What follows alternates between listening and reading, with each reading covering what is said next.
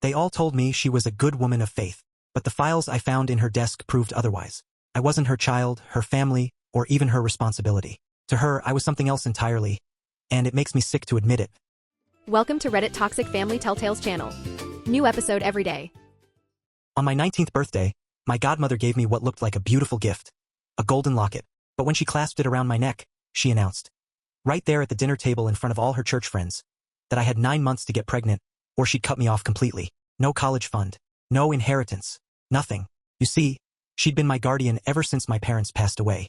She was the one in charge of their life insurance money and the savings they'd set aside for me, and she wielded that money like a weapon, dangling it over my head to keep me under control. She couldn't have children of her own. She always said her infertility was God's punishment, and she decided I was her chance at raising a baby. Looking back, the hints had been there for years. Little comments about how being a young mother was a blessing, how God had a plan for me. I thought she was just old-fashioned. But that night, her real intentions came crashing down. The locket wasn't just jewelry. It had a tracking chip. If I went anywhere near a clinic, she got alerts.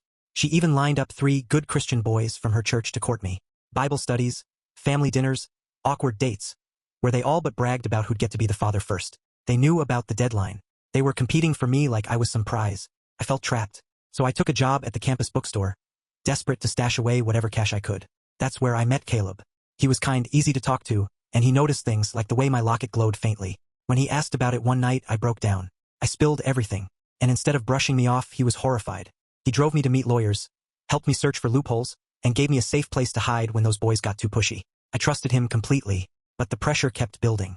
My godmother escalated, scheduling fertility appointments with some doctor from her church who shoved vitamins into my hand that made me dizzy. The boys got bolder, cornering me, pressuring me, and every time it got too much, I ran to Caleb's place. He'd brew me tea, let me cry until I passed out on his couch. Some mornings I'd wake up with my clothes messed up, my jeans unbuttoned, but he'd just smile softly and say I'd been so stressed I'd barely slept. And I believed him. The more she pushed, the more I pushed back. I told her precious seminary boys I had an STD. I made loud, embarrassing comments about my period at church. She retaliated by recruiting 2 more boys, saying competition would motivate them. It was exhausting, but Caleb was my anchor. He started whispering about an escape plan. After my bookstore shift, we'd drive 3 states over to his sister's place. She'd already agreed to hide me and even lined up a job at her restaurant. I started packing secretly, telling my godmother the bags were for donations. For the first time in years, freedom actually felt possible. Then one night, Caleb texted me, said to come by his apartment so we could finalize everything. My heart raced with hope. But when I walked in, my godmother was already there, sitting calmly on his couch. She was holding papers, bank statements.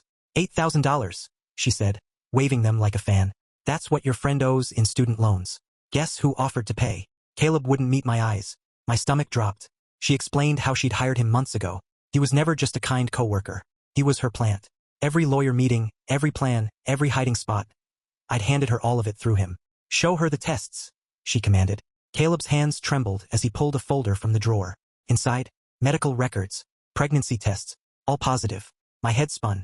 Caleb's voice was quiet, almost apologetic. You never remembered the nights properly. The tea had helped with that. I kept hoping one would take so this could be over. The floor tilted beneath me.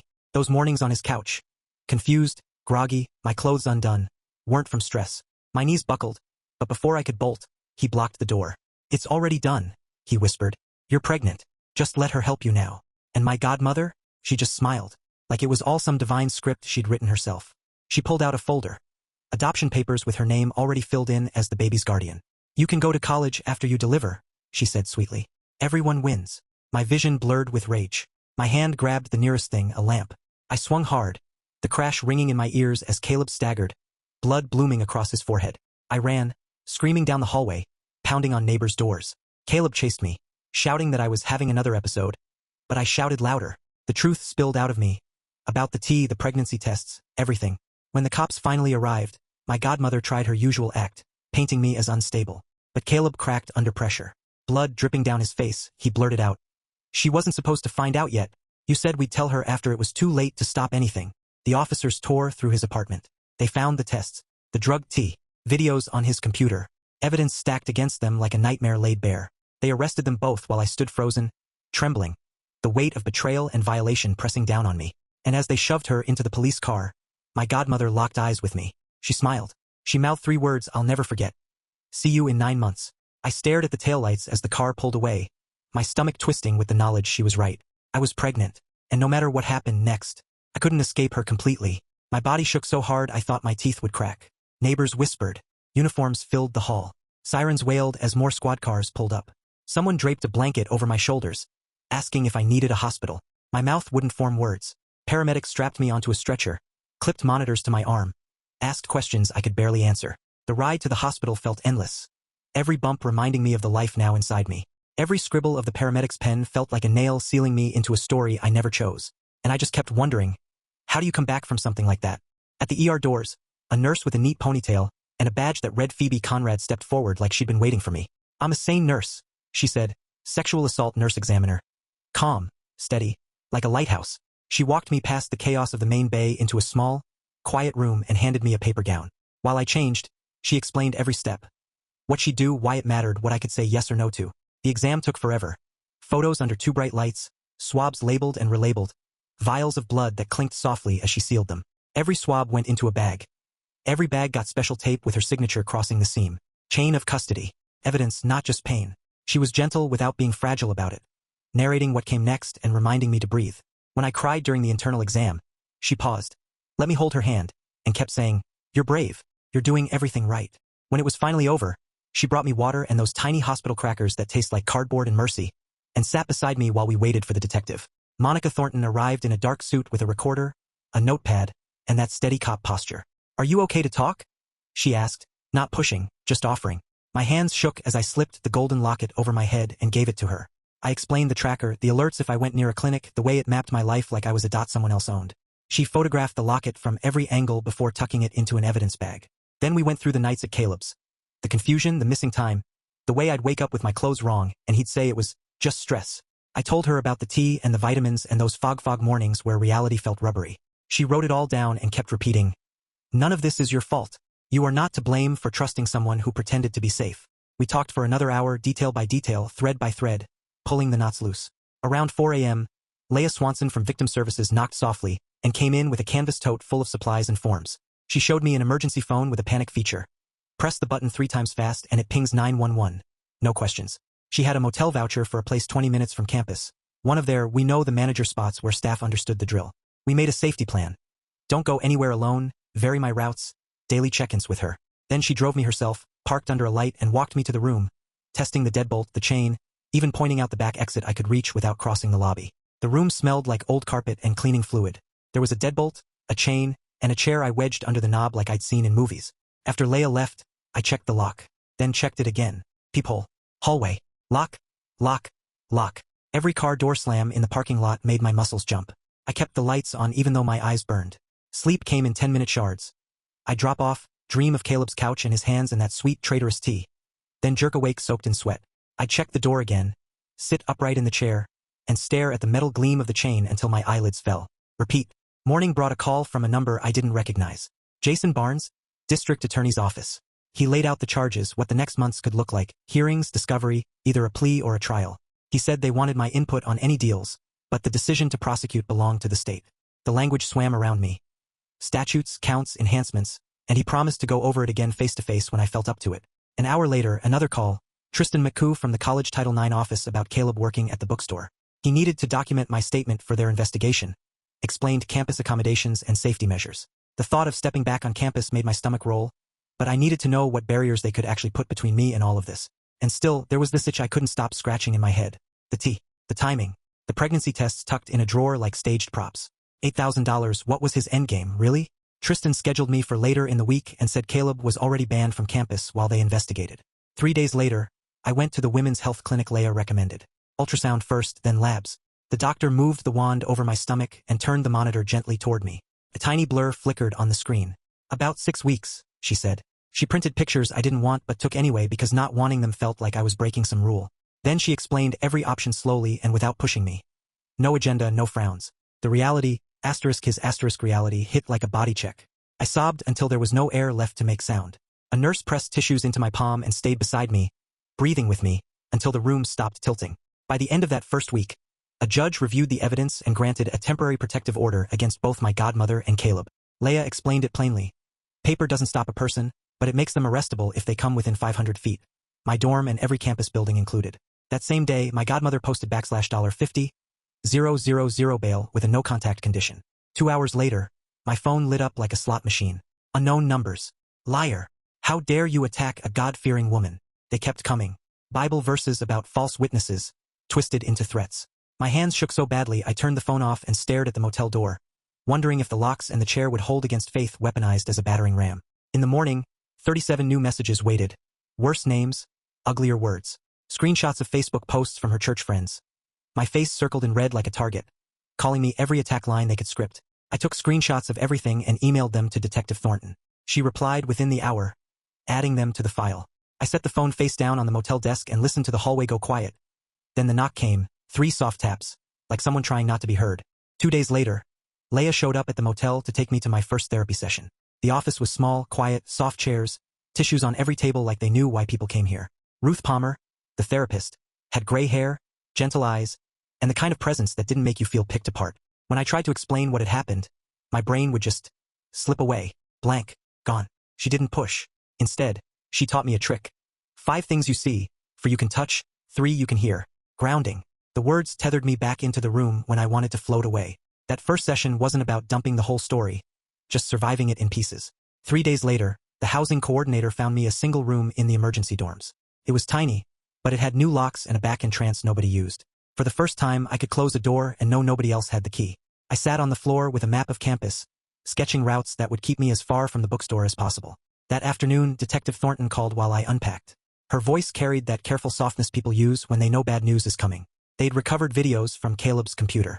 She said I didn't need to watch them. In fact, she strongly recommended I didn't. Just hearing that made me throw up, but it also meant the truth had teeth. Proof. Evidence I wasn't crazy. The next week, Jason Barnes from the DA's office filed formal charges. Sexual assault, conspiracy, administering drugs without consent. He added that the church doctor was now under investigation too for handing out controlled substances like candy. That part gave me a flicker of satisfaction. But by then, my godmother had already frozen every account with my name on it. I couldn't even buy toothpaste. Leia helped me fill out forms for emergency victim funds, drove me to a food pantry where volunteers handed me boxes of pasta and soup. It wasn't much, but it kept me going. I started keeping a notebook, dates, times, details. Every unfamiliar car idling too long near my dorm. Every blocked number that somehow slipped through. Every stare that lingered in the dining hall. In 2 weeks, I filled 3 notebooks. Writing it all down gave me the illusion of control, like maybe if I could catalog the chaos, I could cage it. 3 weeks after the arrest came the bail review hearing. Jason presented screenshots of the harassment, the endless texts, the Bible verses turned into threats, the posts with my face circled in red. He told the judge my godmother was using her church friends to break the no-contact order. The judge's jaw tightened as she flipped through the pages. She ordered a GPS ankle monitor, warned that one step too close to campus would put my godmother back in jail. For once, someone in power looked angrier than me. 2 days later, Detective Thornton dropped off my toxicology report. The page glared up at me. Benzodiazepines, high levels. The same ones from those vitamins the church doctor prescribed. Black and white proof. It silenced the whisper in my head asking if I'd imagined it. No, it was real. My body had been poisoned. That same week, Tristan McCoo from Title IX called with updates. Caleb was officially banned from campus while the investigation continued. I wouldn't have to go back to the bookstore. He'd arrange a new job once I felt ready. The relief cracked something open in me, and I cried for 20 minutes after hanging up. But the church people didn't stop. One morning, baby clothes hung from my dorm doorknob with a note about protecting God's blessing. Another day, my car tires were slashed, and someone had scrawled a Bible verse across the windshield in marker. At the food pantry, a volunteer whispered that someone had called asking if I'd been there. Each incident on its own was small. Together, they were a siege. I stopped eating in the dining hall, lived on peanut butter sandwiches, and barely slept. My grades slid into a blur of missed deadlines. Ruth kept teaching me grounding exercises, but some days it felt like trying to plug leaks in a sinking ship. Through it all, Leia kept showing up. Groceries when I was too scared to shop. A knock on the door that didn't demand anything except letting me know I wasn't alone. Detective Thornton called with case updates. Jason explained about indictments and hearings. The words piled up into a mountain of months. Months before trial, months before any real end. My 20th birthday crept up, quiet and unwelcome. I didn't tell anyone. The last birthday had detonated my life, and I wasn't ready to risk another. The housing coordinator found me a job in the library doing data entry. Safer than the bookstore, quiet, predictable. Until break time on my first day. Someone made tea in the staff room. Just the smell of it, bitter, herbal, slammed into me like a fist.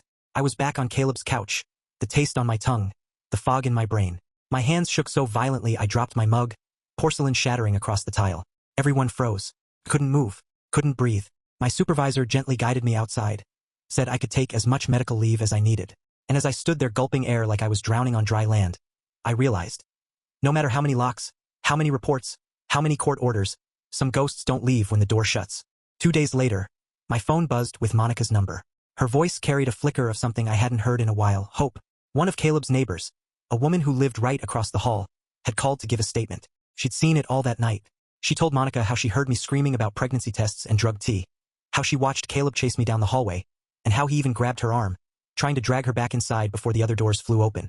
Hearing her words, another human being confirming what I'd lived, cracked something inside me. I sobbed, because part of me had still been whispering that maybe I'd imagined it all. And Monica didn't stop there. She had more. The lab had tested those vitamins from the church doctor, laced with benzodiazepines, the exact drugs that had shown up in my blood at the hospital. She'd even tracked down order forms, proof the doctor had requested them with my name on the prescription, 3 months before my 19th birthday. The paper trail was longer and uglier than I ever guessed. Later that week, Jason called me into his office. Papers covered his desk in neat rows, and he slid one stack toward me. Adoption documents. My godmother's name already filled in as the adoptive parent. Baby names scrawled in her handwriting. The dates? 7 months old, months before the locket, before the ultimatum. She hadn't just threatened me on my birthday. She'd been building this plan piece by piece long before then. Jason said it would help prove premeditation, conspiracy, intent. The words felt heavy, like weapons finally pointed back at her. Leia had also lined up a civil attorney for me. Flynn Dominguez ***. He agreed to take the case on contingency, walking me through how I could sue for emotional distress, battery, conspiracy, therapy costs, lost wages, damages, a second legal path, more ways to pin them down so they couldn't wriggle free. That night, I opened my laptop and typed words I never thought I'd search. Abortion options near me. The screen filled with medical versus surgical, pills versus procedures, weeks and deadlines and risks spelled out clinically. 12 weeks for the pill, 24 for surgical. My cursor hovered, frozen, before I finally clicked, make appointment. I scheduled 2 consultations, just to hear real doctors tell me what my options were. 3 days later, I woke to shouting outside my dorm. Protesters. Signs with bloody pictures, words like murderer scrawled in paint. And some of those signs, they had my name printed across them. My chest iced over. Someone had leaked everything. Campus police came, took notes, shrugged. The protesters were on public property. Nothing they could do. So I snuck out the back entrance every day for a week while they screamed about hellfire at the morning sky. Then, as if that wasn't enough, a letter slipped under my dorm door while I was in the shower. My godmother's handwriting. Both sides of the page filled with scripture and twisted pleas. God will forgive you if you keep the baby. Give it to me like we planned. This is his design. My stomach lurched. I snapped photos of every line and called the police again. Another violation of the order. Another lock to change, again. Leia came, stood with me while the locksmith drilled the bolts, reminding me over and over that this wasn't my fault. Victim Services sent a tech to overhaul my digital life. 3 hours of new phone number, new email addresses, 2-factor logins, security questions nobody else could guess. She helped me wall off my social media so only pre-approved eyes could see anything. Each new password felt like one more brick in a fortress I could finally stand behind. The next morning, I caught the bus for a meeting with Disability Services. I thought I was fine, until someone slid into the seat right beside me, even though the bus was half empty. Their leg pressed against mine. Panic shot through me. My chest clamped down, my vision blurred. Ruth's voice rang in my head. 5 things you see, for you can touch, 3 you can hear. I counted the bus floor, the window, the seat in front of me. I clutched the edge of the plastic bench until my knuckles whitened. Finally, the person shifted away. I stayed on that bus all the way to my stop. My legs shook, but I hadn't collapsed. Ruth called it progress. To me, it still felt like drowning with a life raft, just barely keeping my mouth above water. The very next morning, Jason Barnes asked me to come by his office again. I took 2 buses, my hands clenched tight on the poles because driving still made me shake. His office smelled like old coffee, paper dust, and the weight of lives being processed. Boxes stacked high against the walls. For 3 hours, he walked me through the possibility of trial. He pulled out a diagram of the courtroom, showed me where I'd sit, where they'd sit. He promised I could ask for breaks anytime.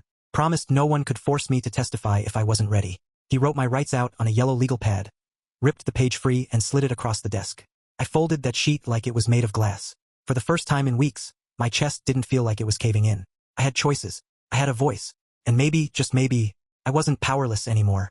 2 days later, I was sitting at the tiny table in my emergency housing, trying to choke down toast, when Detective Thornton called. Her voice was steady but carried that edge of weighty news. Caleb was thinking about a plea deal.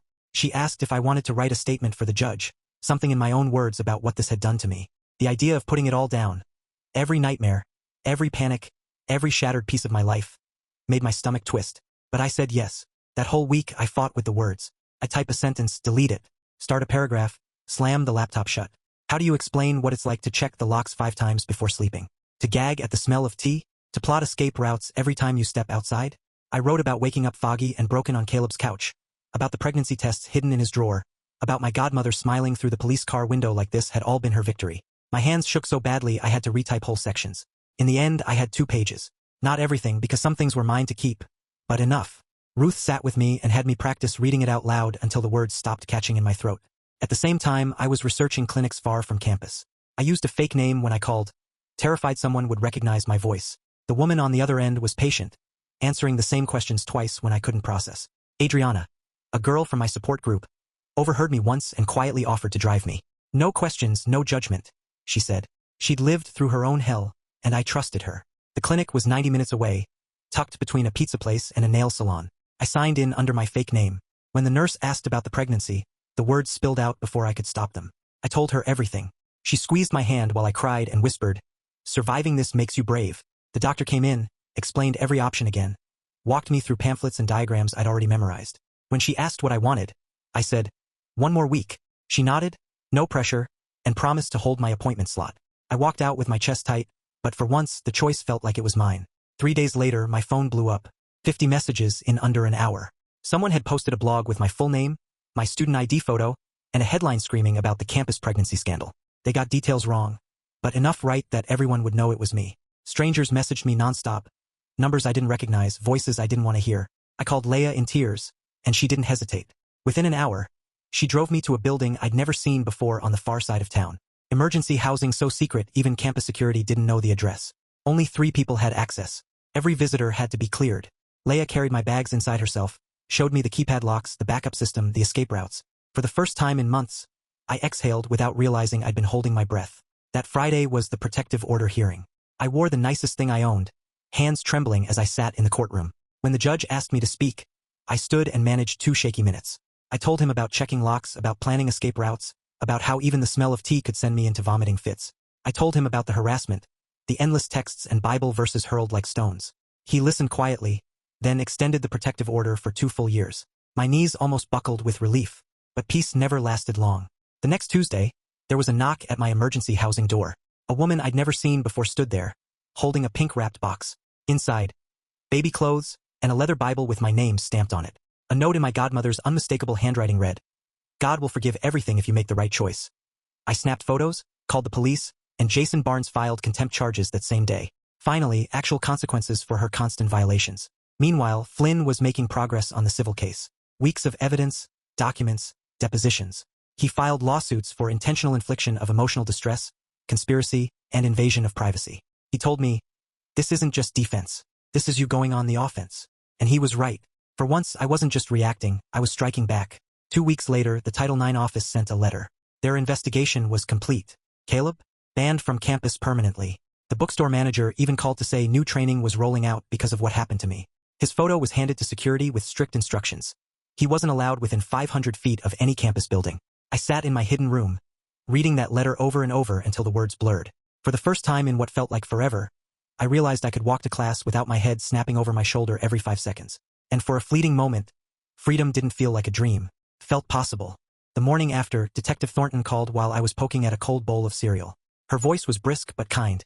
She needed me at the station. When I walked into the conference room, my knees nearly gave out. Evidence boxes were spread across a long table, each one labeled, sealed, cataloged. She walked me through them like she was giving a tour of the battlefield where my life had been fought. The pregnancy tests were lined up in clear plastic bags with dates and case numbers. The hard drive with Caleb's videos was locked inside a cabinet she opened with a key, then immediately shut again. She asked if I wanted to watch them, to prepare for court. My stomach flipped, my hands shook just from seeing the bags. "No," I said instantly. Thornton nodded, unfazed. "That's perfectly fine. You don't have to see a thing you don't want to." Setting that line in the sand, refusing, felt like the first time I'd taken control back. 3 days later, I returned to the clinic. The doctor, gray hair, gentle voice, explained everything with a kind of respect I hadn't felt in months. First, the ultrasound, 7 weeks. Then she showed me the first pill, explaining calmly how it worked, what it would do. The nurse held my hand as I swallowed it with a glass of water. They kept me in a quiet room for half an hour to make sure I was steady. I was scared, yes, but beneath the fear, certainty. This was my choice. The next morning, Adriana came at 8 sharp, arms full, pads, heating pads, bottled water. She sat on the bed as I took the second dose. By 9, the cramps hit hard. I curled into myself, clutching at the sheets as waves of pain rolled through me. Adriana never flinched. She rubbed circles into my back, brought me water every hour, helped me stagger to the bathroom. It hurt like hell, but the pain was tied to freedom, to reclaiming my body. By evening, the worst had passed. I collapsed into sleep and didn't wake for 12 hours. 3 days later, the follow-up. Another ultrasound confirmed it was complete. The doctor handed me papers on recovery, on birth control options, reminded me to rest, to drink water. I left exhausted, hollow, but lighter. My body finally felt like it belonged to me again. That Friday, Jason called with news that made my heart pound for the right reasons. The judge had revoked my godmother's bail after the care package stunt. She was back in county jail until trial. She tried to argue it wasn't real contact because she hadn't delivered the box herself. The judge wasn't buying it. Knowing she was locked behind bars gave me something I hadn't had in months. A full night of sleep without checking the locks. The next week, Thornton called again. Another domino falling. The church doctor's medical license was suspended, and the board was investigating him for illegal prescriptions. He might lose it permanently. One by one, the people who had hurt me were being dragged into the light. That weekend, I sat cross-legged on the floor, organizing everything into a binder. Tabs labeled medical records, police reports, texts, timeline. I built a contact list of witnesses, dates, and statements. Flynn flipped through it and said I'd done better work than most law students. Jason said the same when he saw the witness chart. For once, I felt prepared, armed, not just waiting to be ambushed. Disability Services called me in next. My counselor gently pointed out how many classes I'd missed. Court dates, panic attacks, days I couldn't get out of bed. She said I could switch to part-time, get extensions, adjust deadlines. I felt ashamed at first, like I was failing. But she looked me in the eye and said, "Healing takes energy. Accepting help isn't weakness. It's survival." Meanwhile, Flynn had been working on the last string my godmother still held. My money. He filed a motion for the court to appoint a neutral trustee for my inheritance until I turned 21. At the hearing, her lawyer tried to argue she should keep control. But when the judge looked at the evidence, every manipulation, every dollar used as a chain, the decision was easy. Beckett Irwin, a lawyer specializing in trust management, was appointed as my trustee. From that day, my godmother couldn't touch a cent. Beckett would handle school costs, living expenses, everything. The final tether she'd used to control me had been cut. For the first time since my 19th birthday, I was no longer her possession. The disability office found me a job in the basement of the administration building. Data entry, endless spreadsheets, nothing but the sound of my keyboard and whatever music I chose to play through my headphones. Nobody came down there except to drop off boxes of forms. No customers, no small talk, no forced smiles. My supervisor showed me the system once, then left me alone. It became my refuge. I'd arrive before the morning rush, eat lunch in an empty conference room, and slip out the back door at the end of the day. Every spreadsheet I finished felt like proof I wasn't broken, that I could still function in the world. The routine wrapped itself around me like armor, keeping the panic at bay. 2 weeks in, Jason called. Caleb's plea hearing was set for Monday. That whole weekend, I stood in front of my bathroom mirror practicing my impact statement, over and over until my throat burned, until I could get through every word without my voice cracking. Monday morning, I put on my court outfit, a gray sweater and black pants that made me feel invisible. The courtroom was smaller than I imagined, the kind of room where walls seemed too close. Caleb sat at the defense table in an orange jumpsuit, whispering to his lawyer, head bent low. When the judge asked for his plea, his first answer was so quiet she made him repeat it. Guilty. 3 counts of sexual assault. Then it was my turn. I walked to the podium, unfolded my 2 pages, and let the words come out steady. I spoke about the tea, about waking up confused on his couch, about how I trusted him when I had no one else left. I said he stole my ability to feel safe in my own body. He never lifted his head, but I didn't care.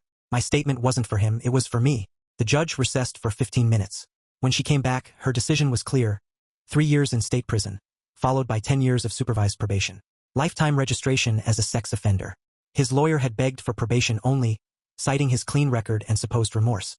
But the judge said the planning, the persistence, the calculated nature of his assaults demanded prison time. 3 years didn't feel like enough, not for what he did to me. But Jason leaned over and whispered that most survivors never see this much. As the bailiff led Caleb away in handcuffs, something in my chest finally unclenched. That same week, I faced my godmother again, sort of. She appeared on a video screen from county jail, wearing the same orange jumpsuit Caleb had worn. This time was for the permanent protective order. Her lawyer tried to argue the temporary order was plenty, but the judge looked at the evidence, the care package, the baby clothes, the harassment from her church network. And then he granted me a 5-year protective order. No contact, no third-party loopholes. Anyone who tried to help her reach me would face criminal charges too. For the first time, I could picture protection that lasted longer than just the trial. That night, I actually slept. Meanwhile, Flynn pushed forward on the civil side. The hearing to appoint Beckett as my permanent trustee came faster than expected. My godmother's lawyer walked in swinging, claiming she should still have some oversight because she'd managed my finances for years. The judge cut him off mid-sentence. She forfeited any claim by using that money as a weapon, he said flatly. Beckett would control every penny until I turned 21, college fund, inheritance, all of it. Flynn had already set up a monthly allowance for my living expenses and tuition, straight to the school. For the first time, my money was mine. She couldn't use it as a chain anymore. The church released a public statement the next day. They distanced themselves from her, said she'd acted alone, that her behavior violated their values. Some members still filled my social media with bile, calling me a liar, saying I'd ruined a good woman. I spent hours blocking numbers, reporting threats, forwarding the worst ones to Detective Thornton. But then a different kind of message started trickling in. Apologies. Admissions. A few people from the congregation reached out to say they had no idea what was happening behind closed doors. One woman admitted she'd always felt uneasy when my godmother spoke about fertility blessings, but didn't know how to speak up. I saved those messages in a folder labeled Good People. On the nights when the hate got loud, I'd open that folder and remind myself not everyone wanted me silenced. The Title IX office also wrapped up their report. Permanent policy changes. Background checks for every campus employee, mandatory consent and coercion training, tighter employment screening. They admitted my case exposed dangerous gaps that let Caleb slip through the system.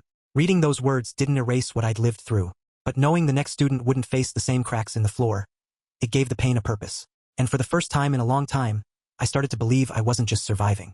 I was forcing change. Adriana had been nudging me for weeks about coming back to the support group. One Thursday evening, after a long day in the data entry basement where the numbers felt heavier than usual, I finally went. The room hadn't changed. Same circle of chairs, same tissue box on the table. But there were 3 new faces. We went around sharing wins and struggles. One woman talked about testifying at her ex's trial. Another celebrated 6 months of therapy. When it was my turn, I told them about Caleb's guilty plea, the protective order, getting control of my money. They understood immediately why those counted as victories. No explanations needed.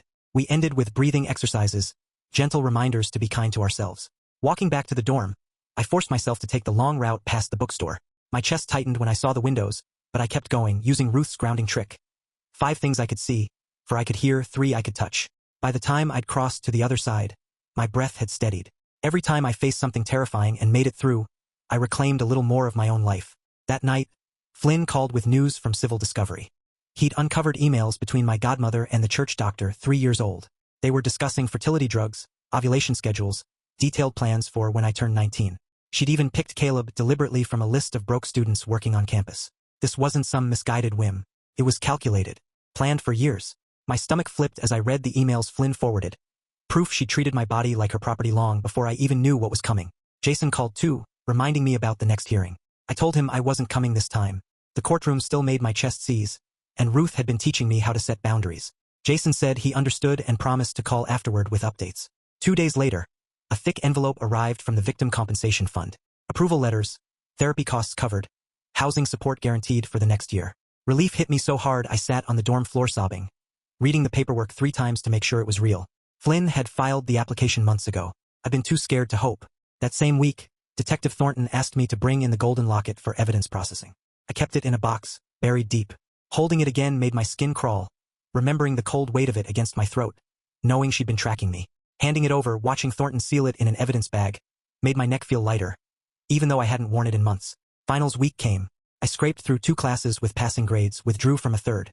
Disability accommodations meant the registrar processed everything without questions. My transcript would show the scars, but I was still enrolled, still moving forward. I packed my emergency dorm room in 3 trips. Adriana borrowed her cousin's car, and together we moved into a small 2-bedroom apartment near campus. My new roommate was Maya from support group. She got it, why I checked the locks twice, why I jumped at sudden noises. We spent that first weekend setting up the space. Soft lamps instead of harsh overhead lights, hanging plants in the windows. Maya had panic attacks too, so we made a pact to help each other through the worst nights. Ruth's office felt safer now after months of therapy. She asked me to try again with the phrase we'd been working toward. My body belongs to me. For the first time, the words didn't burn or catch in my throat. They settled warm in my chest. Real. True. That night, I opened my laptop and started typing. The worst gift I ever received. The words flowed steady, not desperate. This time, I didn't need anyone to believe me. I just wanted to tell it in my own voice. I saved the draft, knowing I'd post it when I was ready. Friday night, I grabbed my keys for dinner with the group. Thai food downtown had become our tradition after meetings. 5 or 6 of us trading jokes and stories. I kept my protective order paperwork in my bag out of habit, but I felt its weight less now. Walking down the sidewalk, someone cracked a joke about their therapist's terrible coffee, and we all laughed. Real laughter. From the stomach. In that moment, I realized I wasn't just surviving anymore. I was living. I was planning next semester, thinking of changing my major to something I wanted, not what she'd chosen for me. The bruises had faded, the nightmares came less often, and slowly, I was learning to trust myself. The story wasn't over, but this time I was the one writing it. Thanks for watching. Today's train wreck is over, but tomorrow's ride is already on track. Subscribe so you don't miss it.